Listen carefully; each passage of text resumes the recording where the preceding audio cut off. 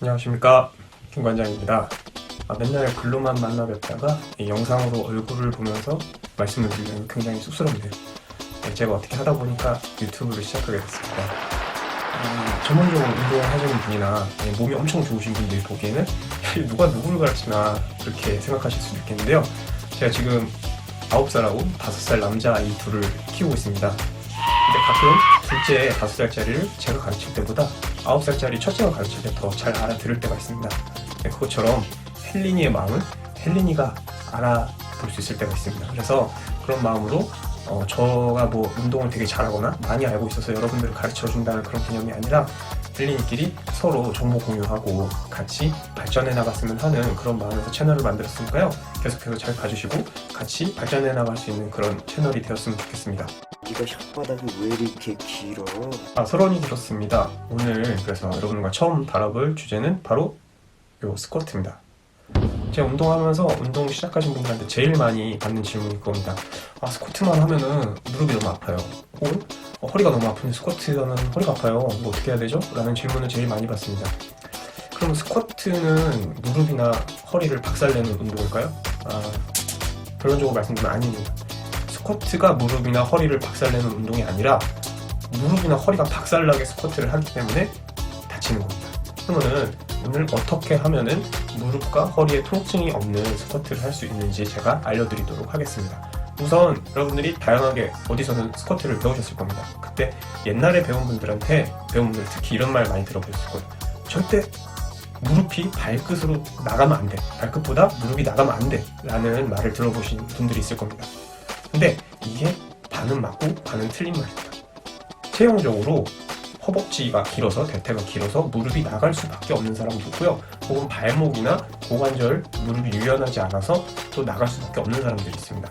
근데 이런 말이 왜 나왔냐면은 1990년도에 미국에서 비만 인구가 급증을 하게 되니까 운동을 어떻게든 시켜서 이제 비만 인구를 줄이려고 하는데 이 사람들은 우리처럼 그냥 비만이라고 해서 어느 정도 뭐 8, 90kg 막 이런 게 아니라 100kg가 넘어가 버린단 말이에요. 키도 엄청 크고.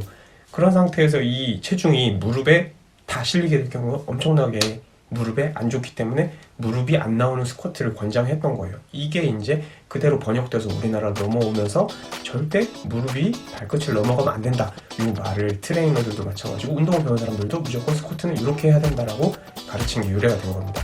근데 이제 생각해 보셔야 될 게 동양인과 서양인의 체형의 차이를 생각해 보셔야 돼요. 일단 큰 차이로 동양인은 다리가 짧고 허리가 길고요. 그리고 서양인은 다리가 길고 허리가 짧습니다.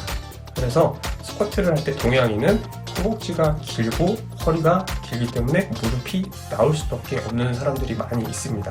그래서 무조건 무릎이 나오면 안 된다 이렇게 가르치는 게 아니라 키포인트 2가지를 지금 알려드리도록 하겠습니다. 첫 번째, 고관절을 사용해서 앉으셔야 됩니다. 스쿼트를 할 때. 그리고 두 번째로는 척추가 바르게 정렬된 상태에서 앉으셔야 됩니다. 이 2가지만 지키신다면 무릎하고 허리에 통증 없는 스쿼트를 하실 수 있게 될 것입니다. 이 원리를 제가 빨대 하나로 쉽게 설명해 드리도록 하겠습니다. 자, 제가 빨대로 다리를 한번 만들어 봤습니다. 우리 하체에는 큰 관절 3개가 있습니다. 먼저 맨 위에 고관절, 그 다음에 무릎 관절, 그리고 발목 관절이 있습니다. 이 스쿼트를 하기 전에 몸의 중심, 그러니까 몸의 중심을 그려놨어요. 잘 정렬되어 있습니다. 지금 어깨에서부터 허리까지 와서 고관절, 무릎, 발목이 이렇게 정렬되어 있는 상태에서 스쿼트를 하기 위해서 바벨이나 중량을 위에다 얹으면 당연히 척추가 정렬이 되는 상태에서 받기 때문에 서 있을 때는 무게가 그렇게 느껴지지 않습니다. 네, 서 있을 수 있어요. 근데 이때 이제 스쿼트를 하기 위해서 몸을 구부립니다. 근데 대부분의 사람들이 아까 얘기했던 무릎을 구부리는 스쿼트를 하게 되면 자 보세요. 지금 정렬되어 있던 척추에서 내려오던 무게가 이만큼이 비게 됩니다. 이 빈 만큼을 무게를 누가 받게 되느냐? 자, 지금 이 대퇴부와 무릎 그리고 정강이 이 부분들이 무게를 받게 되는 겁니다. 자, 반대로 이제 우리가 해야 될 스쿼트는 어떻게 해야 되느냐? 이렇게 무릎이 나가는 게 아니라 자 보세요. 이 고관절을 접어서 앉는 거예요. 먼저. 자, 고관절을 접어서 앉고 나중에 무릎이 자 이런 식으로 앉아주면은 이쪽으로 무게를 더 많이 받고 있죠. 각이 무릎보다.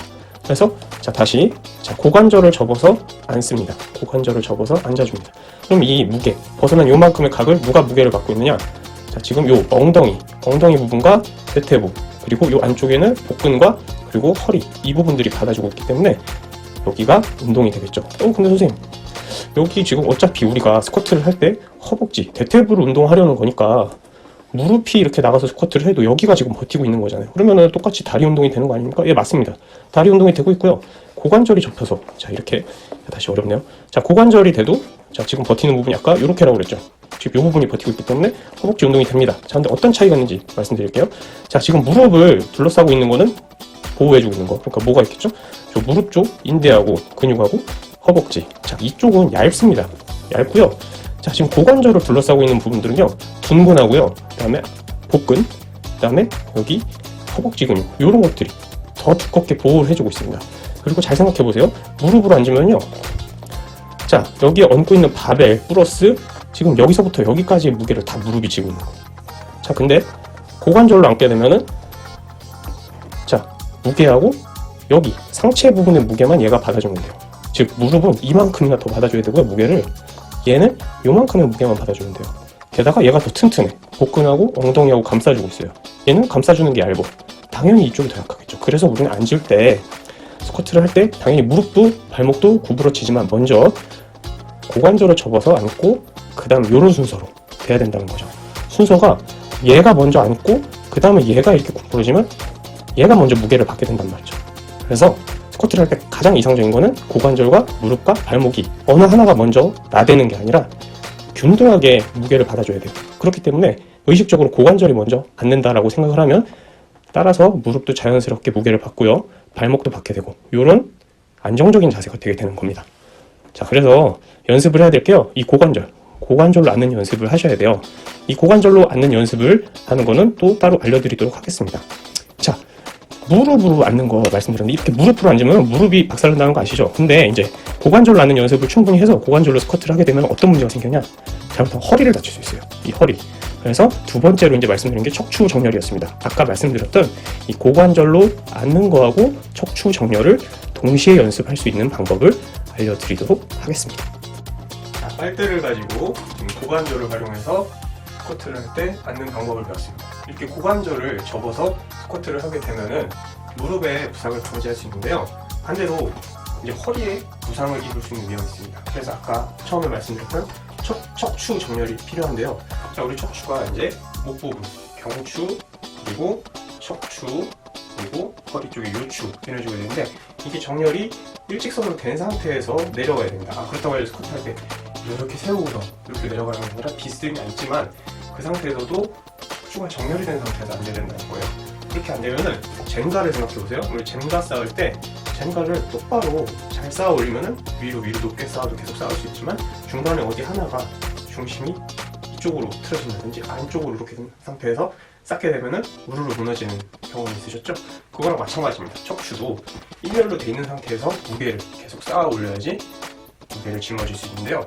이게 잘못된 상태에서 무게를 짊어지면 바사삭 하고 무너지게 되는 겁니다. 그래서 척추 정렬과 고관절을 이용해서 앉는 걸 동시에 연습할 수 있는 방법을 알려드리도록 하겠습니다. 자, 헬스장이나 집에 이런 막대기가 있을 겁니다. 막대기를 가지고 보세요. 세 개의 지점, 뒤통수, 그리고 등, 꼬리뼈, 요거가 다 막대기에 닿게 잡으세요. 이렇게 자, 뒤통수, 그 다음에 등, 허리 이게 다 닿은 상태에서 고대에 아까 말했듯이 고관절을 접어서 앉아줍니다. 자, 이때 만약에 척추가 말려 있다면은 뒤에가 들뜨게 되겠고요. 혹은 구부러지면 머리가 뜨게 되겠죠. 이게 계속 세 군데가 다 닿아 있는 상태에서 앉았다 일어나는 거.